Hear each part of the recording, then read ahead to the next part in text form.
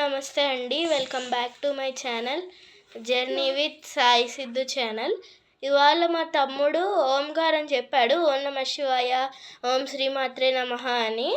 అది వెళ్ళి ఒకసారి ఇప్పుడు వీడియోలో చూడండి, ఇప్పుడు అక్కడ వస్తుంది చూడండి.